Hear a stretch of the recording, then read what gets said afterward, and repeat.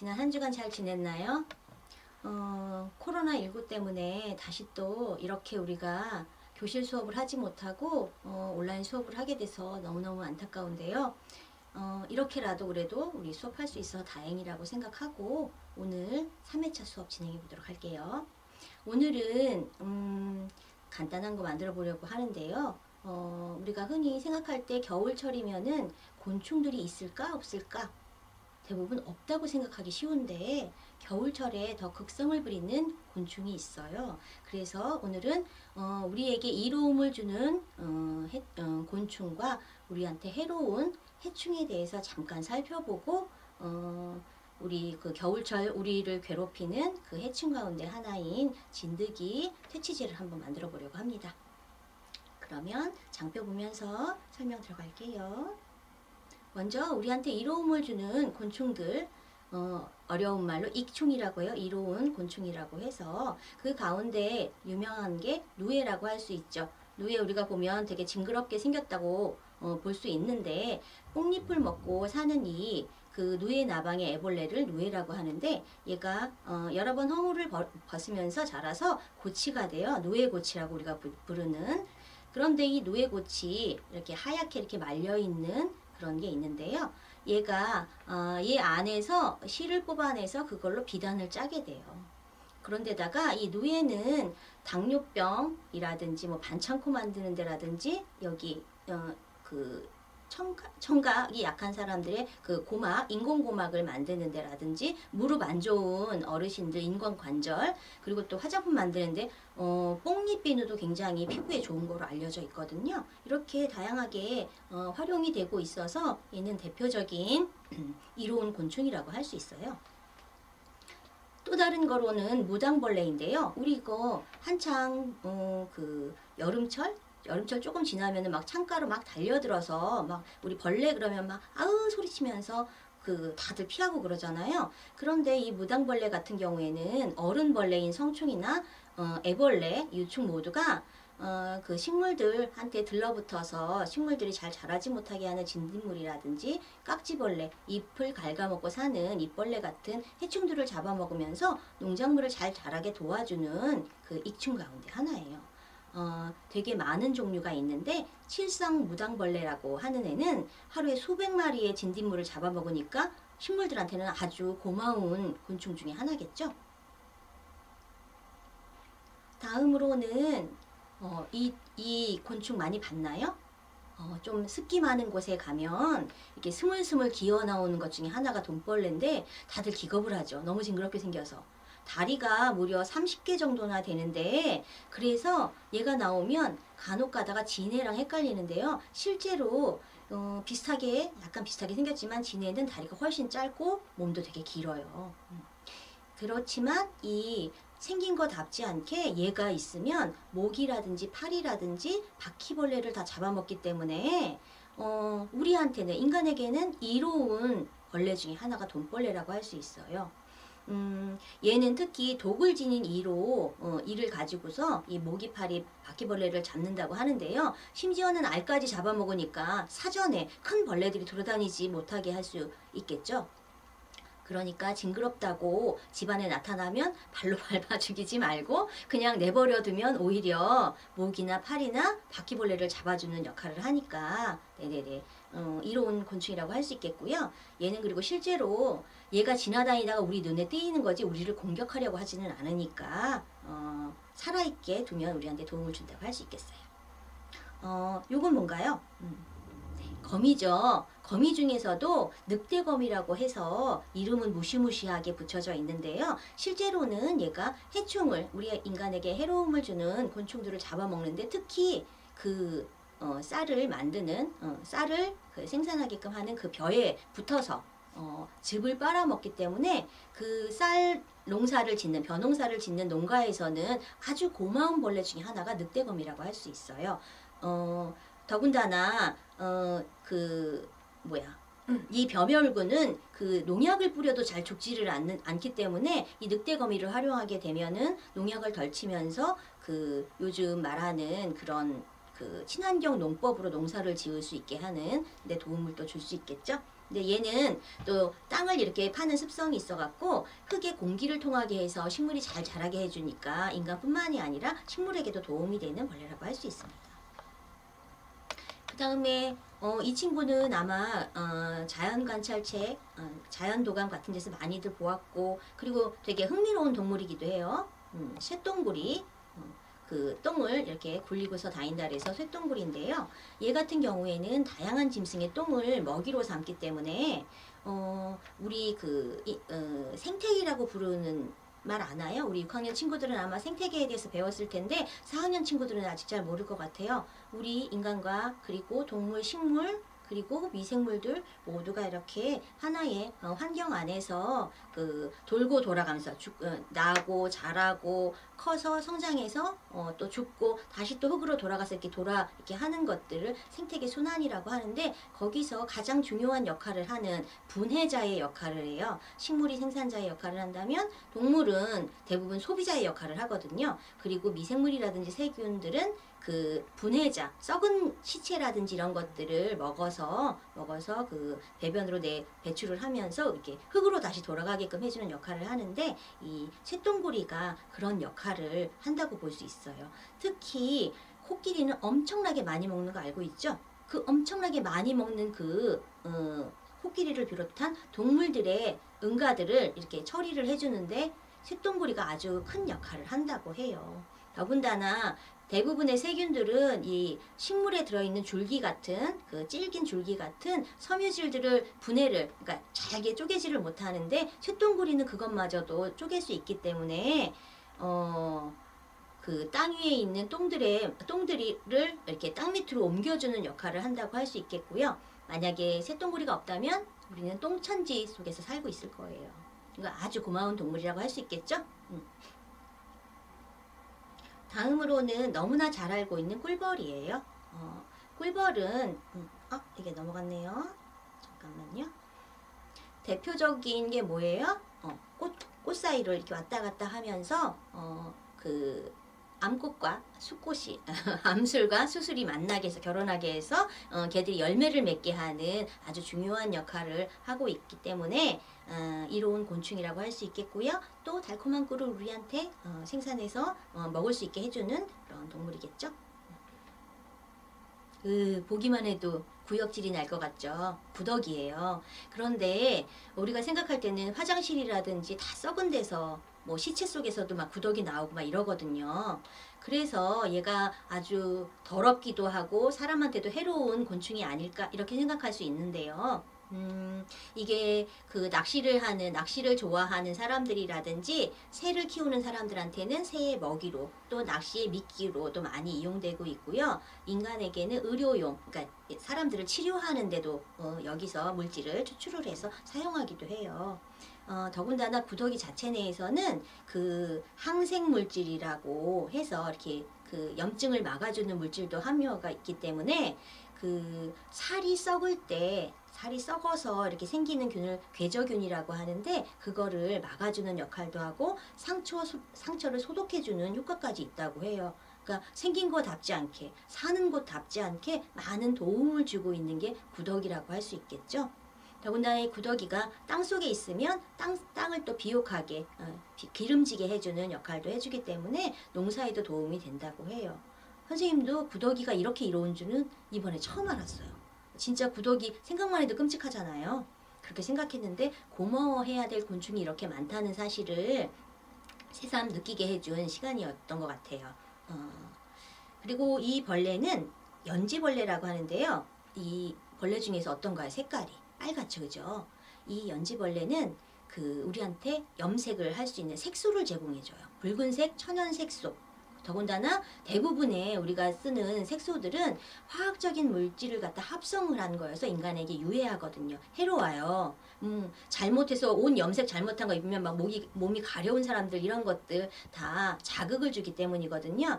근데 이 연지벌레에서 나온 그 코치닐이라고 하는 천연 색소는 사람한테 해롭지 않아요. 거기다가 먹을 수조차도 있어서 딸기 우유에 그리고 과자라든지 게맛살에 이 붉은빛 도는 거 있잖아요. 이럴 때 쓰는 게 연지벌레에서 추출한 코치닐이라고 하는 천연 색소라고 할 수 있어요. 친구들 혹시 바나나 우유와 바나나 맛 우유의 차이를 아나요? 우리 예전에는 어느 회사에서 바나나 우유라고 그거를 찍어서 그 광고를 찍어갖고 막 선전을 했어요. 그런데 소비자보호원에서 문제 제기를 했어요. 왜? 거기 바나나 실제 들었냐? 안 들었냐? 물어본 거 확인을 한 거예요. 그랬더니 바나나가 들어있었게요? 안 들어있었게요? 안 들어있었어요. 바나나 맛을 내는 향만 들어있는 거예요. 그래서 바나나 과즙이 몇 퍼센트 이상 들어있는 거에는 뭐 바나나 우유, 딸기 우유라고 붙일 수 있지만 그게 전혀 안 넣고 향이라든지 색소만 넣어서 그 딸기 맛처럼 보이게끔 하는 것들은 뭐 딸기 맛 우유라든지 이렇게 표현하게끔 법적으로 규정이 돼 있어요. 그래서 실제로 과즙을 내서 만들지 않아 놓고 이렇게 마치 딸기를 갈아서 만든 것처럼 딸기 우유 이렇게 표현을 하면 안 된다고 해요. 그냥 참고로 선생님이 생각이 나서 알려준 거예요. 그리고 우리한테 또 이로움을 주는 곤충 중에 하나가 잠자리예요.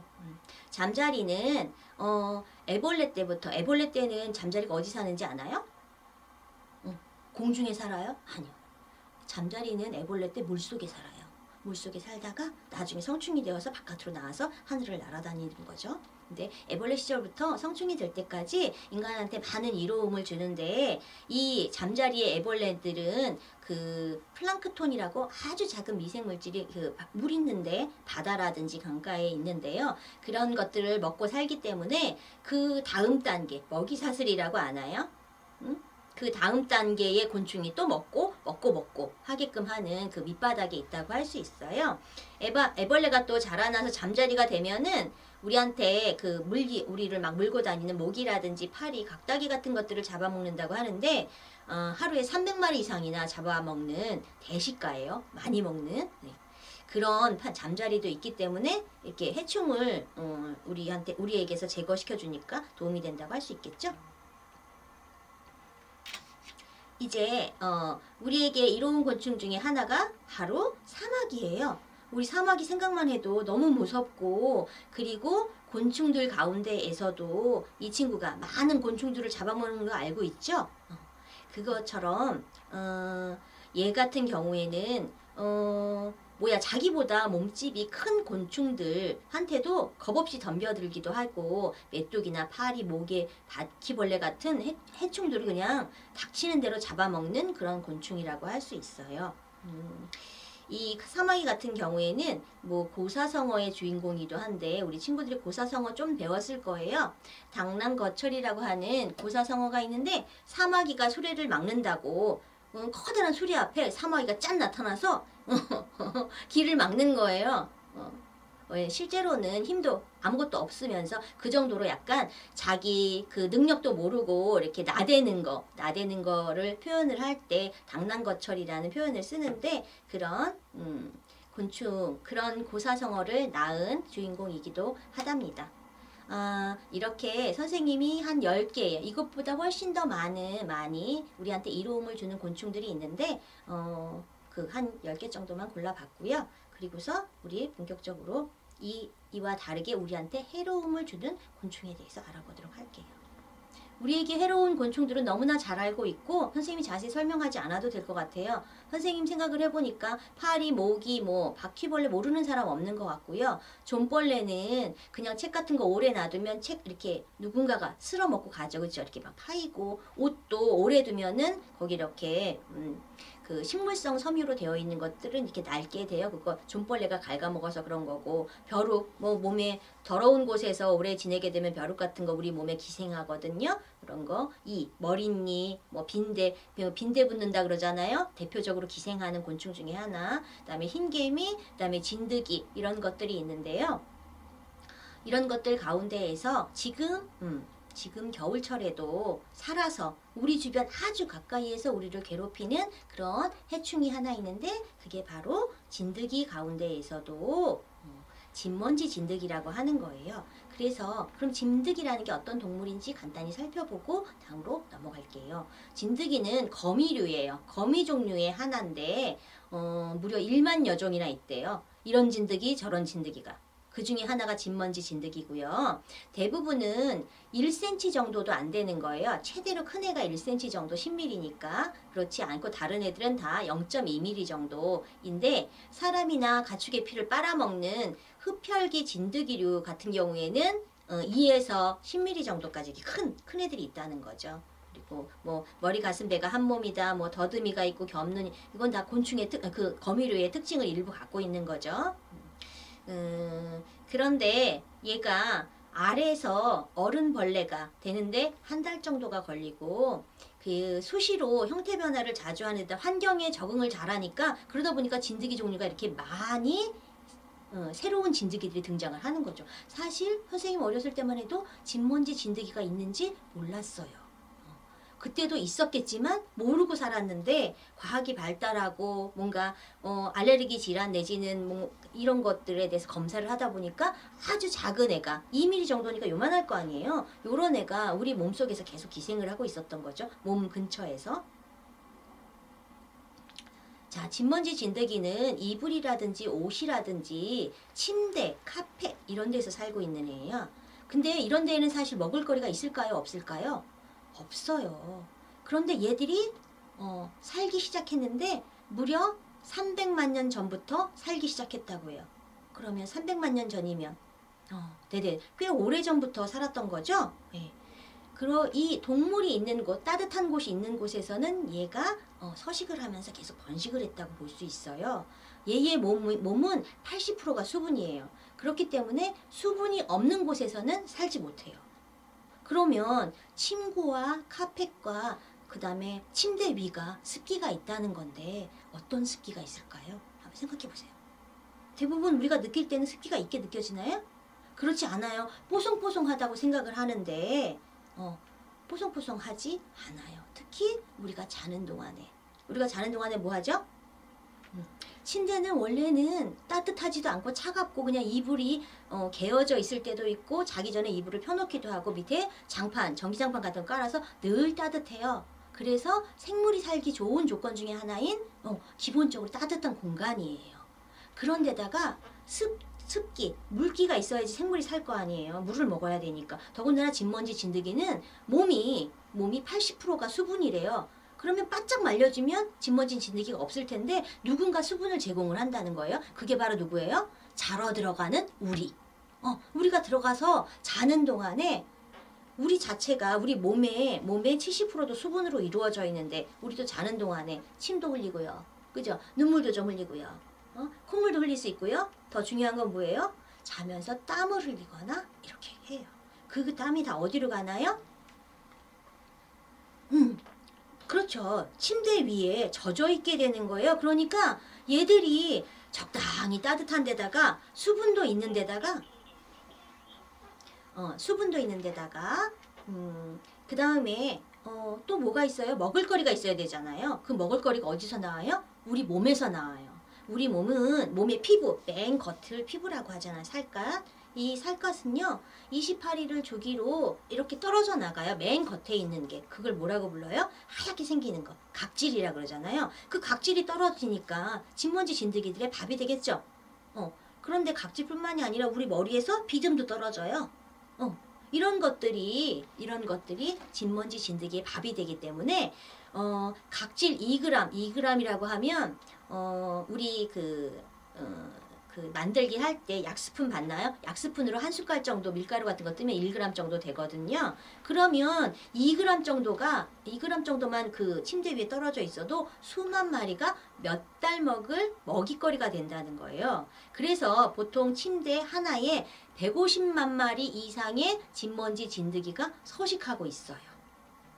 얼마나 우리 인간이 그 진먼지 진드기에게 좋은 환경과 먹이를 제공하고 있는지 알게 되었겠죠? 그래서 자주 털어주고 해야지 되는데 얘가 골치인 거는 우리 것만 그냥 먹고 우리한테 어차피 필요 없는 거니까 각질 떨어져 나가는 거고 여기 있는 비듬도 떨어져 나가는 거 얘만 먹고서 그냥 그 사라져주면 좋을 텐데 얘들이 어떻게 하느냐면 이렇게 그 천식, 기침 많이 하고 몸이 가려워서 많이 건조해서 이렇게 가려운 아토피를 일으키는 범인이에요.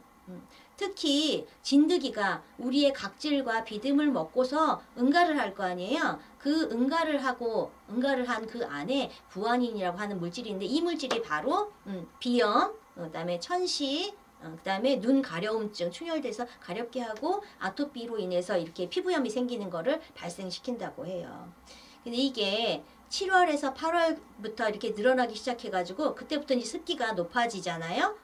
높아지기 시작해서 추워지는 10월에서 1월까지 계속 아주 급증을 하기 때문에 이때 우리가 진먼지 진드기를 예방하려면 습도를 60% 우리 모기 자꾸 실내가 건조하니까 가습기를 틀어놔 놓고 빨래를 많이 널어놔 놓고 그러는데 과도하게 습기가 많다 보면 이렇게 진먼지 진드기가 살기 좋은 환경을 만들어주는 게 돼요. 그리고 너무 따뜻하게 하는 것도 그래서 25도씨 이하로 유지해야 되고요.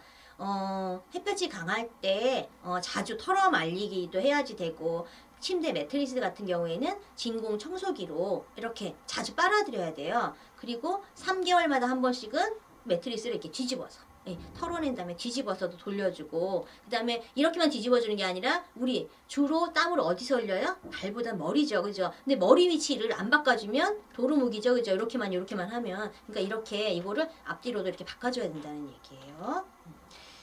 그리고 주 1회 이불이라든지 베개라든지 매트리스 커버 같은 거는 빨아주는 게 좋은데 55에서 60도라 그러면 좀 따끈한 정도의 물에다 빨아야지 아까 이야기한 것처럼 얘네들은 적당한 온도 이상이 되면은 죽겠죠. 그래서 좀 따뜻한 물에 빨거나 해야지 되고요. 이것조차가 힘들다 하는 경우를 대비해서 뭐예요? 진먼지 진드기 퇴치제를 뿌리는 거예요. 그거 한번 만들어 보도록 하겠습니다. 보통 우리가 그 교실 수업을 할 때는 저울과 배합 용기와 약스푼, 그 다음에 스프레이, 담아야 되는 스프레이 용기와 이렇게 담을 때 흘리지 않도록 깔때기 같은 거 준비해 놓고 우리 소독하고 그리고 뭐 라벨지라든지 필기도구 같은 거 준비해야 되는데요. 오늘은 우리 이렇게 재료 배포를 이렇게 할 거예요. 이렇게 할 거여서 간단히 집에서 할 수 있게끔 선생님이 미리 다 계량을 했고요. 계량을 했고 하는 과정도 쉬우니까 금방 끝날 거예요. 대신에 선생님이 설명을 오늘 길게 했죠. 좀 알아뒀으면 좋겠어서 그리고 온라인 수업이다 보니까 실습은 선생님이 하기 좋도록 미리 반제품 형태로 많이 만들어서 와서 우리 친구들은 한두 번의 과정만 거치면 완성을 할 수 있게끔 그렇게 진행을 하게 될 것 같아요. 대신에 알아두어야 되는 사항들에 대해서는 조금 설명을 해드리는 거로 하고요. 오늘 뭐 제작 팁에 관련된 것들 이미 다 선생님이 스프레이 용기 다 잘랐고요. 스프레이 용기 자른다는 건 여기 있는 뚜껑에 원래 이거 나눠주기 전에 우리 실제 교실 수업을 할 땐 얘도 이렇게 기다란 걸 이렇게 자르게끔 하거든요. 그런 것들 잘라야지도 되고 뭐 손소독하는 건 너무나 당연하고요. 그리고 완성액을 너무 가득 넣게 되면 얘 이렇게 넣었을 때 넘치겠죠. 그런 거에 대한 이야기니까 이거는 실제 교실 수업에 적용이 되는 거라고 할 수 있겠고요. 만드는 과정에 대해서는 조금 이따가 설명을 하고요. 사용하는 방법은 사용하기 전에 가볍게 이렇게 흔들어준 다음에 칙 뿌리면 되는데요. 침구나 카펫이나 옷 같은데 옷 입고 있는 옷에다가 하는 게 아니라 벗어두었을 때 이렇게 좀 각질 털어내고서 칙 뿌려놓으면 좋겠죠. 사람 피부에 닿으면 좀 자극이 돼요. 여기에 알코올이라든지 이런 것들이 들어가 있어서. 그런데 그냥 보관하고 있는 옷, 입었던 옷이라고 하더라도 실크가 뭐예요? 아까 누에고치가 그죠? 누에고치가 이렇게 고식에서 뽑아낸 그 명주실로 만든 실크라든지 모피류, 털 달린 옷에는 뿌리면 안 되는 거예요. 뿌리면 안 돼요. 얼룩이 지거나 손상될 수 있어요. 얘가 좀 강해서. 그리고 선생님이 항상 알코올이 들어있는 거는 이런 채로 놔두지 않는다 그랬죠. 이런 채로 어떻게 겉뚜껑을 꼭 닫아둬야 된다. 왜? 알코올은 공기 중에 휘발이 되니까 그러면은 더 약해지는 거예요. 그리고 분사한 다음에 10분 정도 지나면 그러니까 분사라는 건 뿌린다는 거에 스프레이를 찍 뿌린 다음에 10분 정도 기다려야지 진드기들이 얘 맞고서 죽을 거 아니에요. 그럼 죽은 시체를 털어내 버려야지 거기서 또 뿌리기만 하고 또 들어가서 자면 안 되겠죠, 그죠? 그래서 지난 다음에 햇빛에 널고 탁탁 털어가지고 한다든지 아니면 청소기로 그 위에 그 진드기 먼지들 잔해들 빨아들여야 된다라는 거고요. 알코올 이렇게 많이 들어있기 때문에 얘는 한 1년 정도 보관하면 사용할 수 있는데 양이 그렇게 많지 않으니까 그렇게 하지 않아도 될 것 같고요. 보통 그냥 서늘한 데서 보관하면 된다라고 생각하면 되고 에탄올이 50% 이상 함유돼 있으면 방부제를 안 넣어도 돼요. 방부제가 뭔지는 얘기했죠? 부패되지 않게 썩지 않게끔 막아주는 거. 그래서 하면 되겠고요. 재료를 설명을 해볼게요. 재료는 얘가 아무래도 그 향을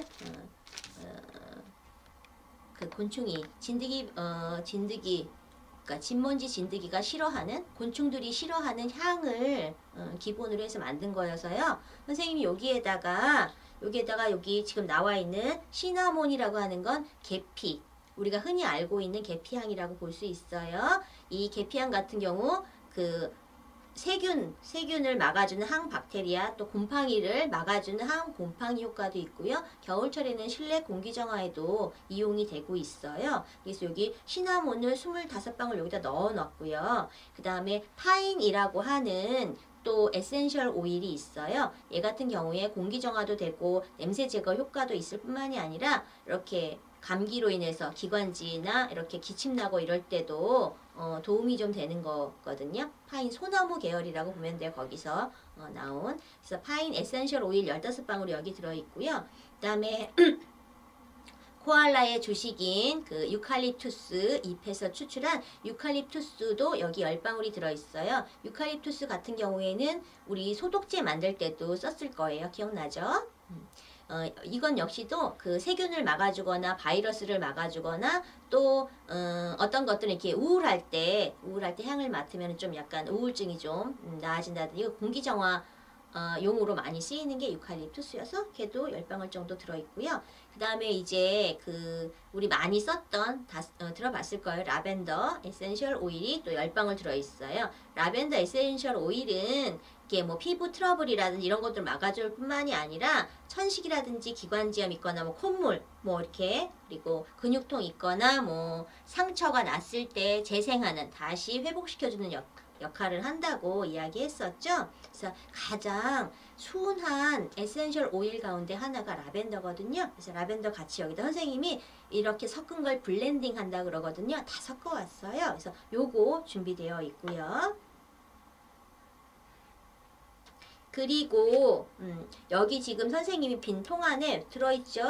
이 통 안에 식물성 에탄올을 60g 넣어놨어요. 그리고 식물성 에탄올은 그야말로 뭐 옥수수나 밀, 감자 이런 데서도 그 알코올 성분을 뽑을 수 있거든요. 그래서 그거를 여기다가 넣었고요. 그 다음에 그 판백 워터 14g을 여기다 또 같이 계량했어요. 왜냐하면 우리 친구들 저울이 없으니까 사전에 선생님이 이렇게 금방 만들 수 있게끔 기본 재료를 여기다 담았어요. 그래서 편백나무는 너무 잘 알고 있죠. 편백나무 갖고 막 베개 만들고 자면은 마음이 뭐 이렇게 안정이 되고 공기정화도 되고 이렇다는 거. 그 뭐 유명한 피톤치드가 나와가지고 그 피톤치드가 약간 살균 세균을 죽이는 역할을 할 뿐만 아니라 공기정화에도 도움이 되고요. 그리고 편백워터 같은 경우에는 선생님도 이거 이용해서 스킨 로션 같은 거 많이 만드는데 이렇게 트러블 났을 때 이렇게 진정시켜주는 효과가 있거든요. 그래서 요거 이렇게 미리 섞어놨고요. 그래서 식물성 에탄올과 워터로 섞어놓는 건 이 물 종류에 가까운 그런 거라고 치면 여기 에센셜 오일은 오일, 기름이잖아요. 기름과 물 만나면 섞여요? 안 섞여요? 한번 해봐야 되는데 알고 있나요? 보통은 안 섞이는데 여기에 에탄올이라고 하는 건 기름을 오일을 일부 녹여주는 섞어주는 역할을 하거든요. 그래서 여기에다가 이거 열고 근데 뭐든지 만들기 전에 우리 해야 되는 일이 뭐였죠? 응?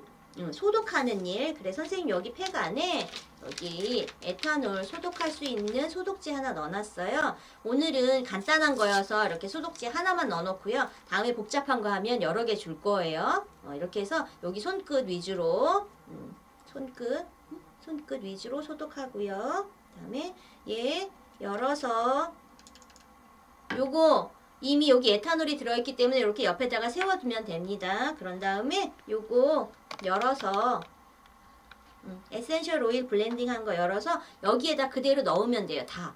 선생님이 다 계량을 해놓은 거니까 이렇게. 보이나요? 네.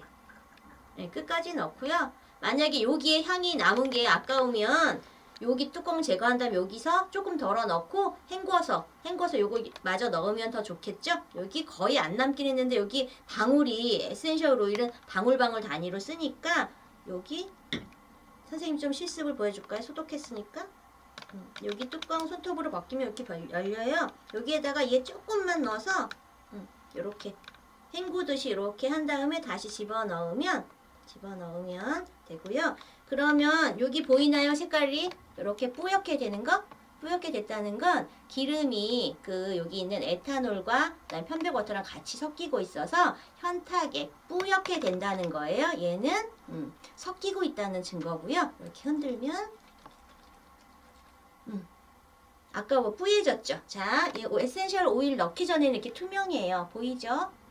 그런데 에센셜 오일 넣고 섞이니까 뿌옇게 됐죠? 이 상태가 완성이 된 거예요. 그래서 이렇게 완성이 되면 끝이었던가요? 아니죠. 우리 라벨 붙여야 되죠. 그래서 선생님 여기 라벨 이렇게 준비했어요. 여기 옆에 보면 뜯는 선 있으니까 이렇게 뜯어서 이렇게 붙이면 되는데 우리 이야기했던 것처럼 사용기회가 한 1년 정도인데 충분히 겨울 나기 전에 다 쓸 수 있겠죠. 그죠? 그래서 이렇게 오늘은 이 정도로 마무리하는 거로 할게요. 수고 많이 했고요. 우리 다음 시간에 다른 주제로 다시 만나요.